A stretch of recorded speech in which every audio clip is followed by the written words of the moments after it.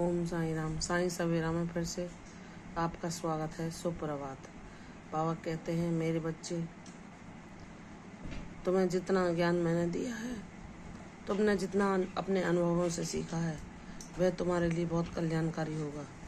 उस ज्ञान का उपयोग करके तुम सब रिश्तों के पीछे छुपी सच्चाई को जान पाओगे।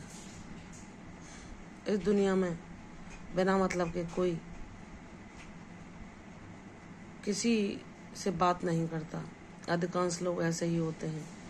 बाबा के बच्चे जो सब पर दया, करुणा, प्रेम लुटाते हैं, वह बच्चे हजारों लाखों में एक दो ही होते हैं। कुछ ही संख्या में होते हैं जो दैवी ऊर्जा से युक्त होते हैं, जो बिना स्वार्थ के सबसे प्रेम पूर्वक वार्तालाप किया करते हैं, सबके समस्याओं को सुलझाने का प्रयास करते हैं, सबके चेहरे पर प्रसन्नता देखना चाहते हैं, वे सबके जीवन में सुख देखना चाहते हैं। ऐसा भाव सिर्फ बाबा ही हमें देते हैं, ऐसा बाबा ही हमें बनाते हैं। तो हमें अपने आप को भाग्यशाली मानना चाहिए। नहीं तो अधिकांश लोग तो ऐसे होते हैं, जब उनका तुमसे कुछ स्वार्थ सिद्ध होता है तभी वे तुम्हारे पास आते हैं और मीठी मीठी बातें करते हैं। स्वार्थ सिद्ध हो जाने पर वे तुमसे दूर चले जाते हैं और अपने सच्चे स्वरूप में आ जाते हैं और तुम में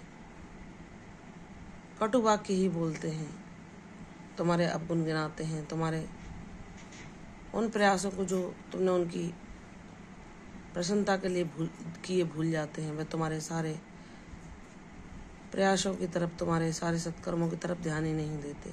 तो मेरे बच्चे, इतने ज्ञानवान बनो कि जो जिसके लायक हो उसे वही प्रदान करो।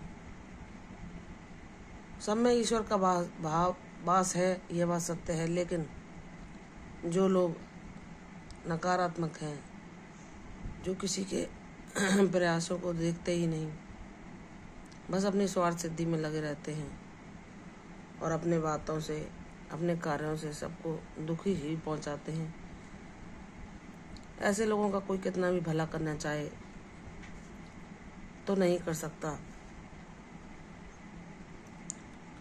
क्योंकि उनकी ये आदत के वे जब दूसरों के उपकारों को भूल जाते हैं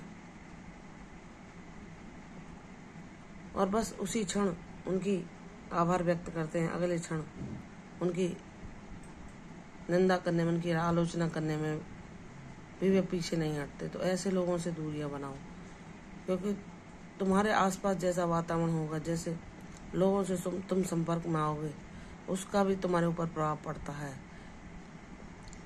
तो मेरे लीला गुणगान में लगे रहो, अपने मन को नाम जाप की ओर प्रवृत्त करो, सिर्फ अपने कर्तव्य कर्मों को निष्काम भाव से करते हुए सभी के प्रभाव से दूर रहो।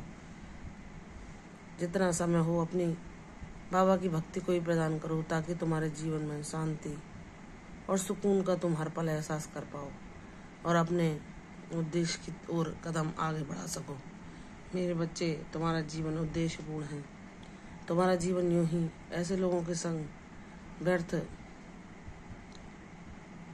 जाने के लिए नहीं हुआ है। तुम एक उद्देश्यपूर्ण लेकर जीवन, मैंने तुम्हें इस धरती पर भेजा है ताकि तुम ऐसे दुर्भाग्यग्रस्त लोगों को, जिनको ईश्वर की कृपा की आवश्यकता है, जिनको अपनी परिस्थितियों में जो टूट रहे हैं, हिम्मत हार रहे हैं, जिनको बाबा की सहायता की आवश्यकता है, उनको तुम अपने आशापूर्ण वाक्यों द्वारा, अपने अनुभवों के द्वारा, अपनी प्रेरणा के द्वारा उनके जीवन में भी आशा का वह दीप जला सको, ताकि वह अपने उन कष्टों से बाहर निकल सकें। इसलिए मेरे बच्चे, कहाँ अपने बहुमूल्य समय को खर्च करना है और कहाँ नहीं, इस बात का विशेष ध्यान रखो। अपने कर्तव्य कर्मों के प्रति सचेत रहो। व्यर्थ की बातों में अपने बहुमूल्य समय को न गंवाकर ईश्वर चिंतन में इसको व्यतीत करो, ध्यान करो और अपने बाबा को अपने जीवन का लक्ष्य बना लो, ताकि तुम सिर्फ खुशियों को, शांति को और प्रसन्नता को अपनी ओर आकर्षित कर सको।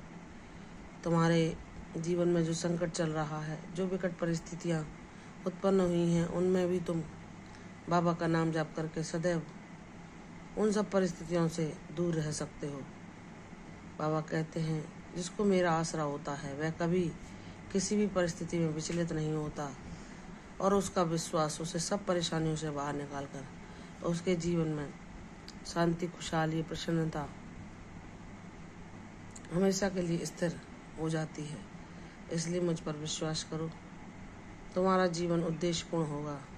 शीघ्र तुम्हारे जीवन में वह पल आएगा जब तुम खुशियों के दीप जलाओगे और अपने बाबा का गुणगान करके खुशियों से नाचोगे, गाओगे।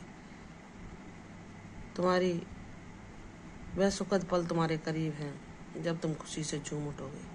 इसलिए मुझ पर विश्वास करो, सब कुछ तुम्हारे हित में होगा। प्रसन्न रहो, यशस्वी हो। कल फिर आऊँगी साईं सवेराम, तब तक के लिए ओम साई राम।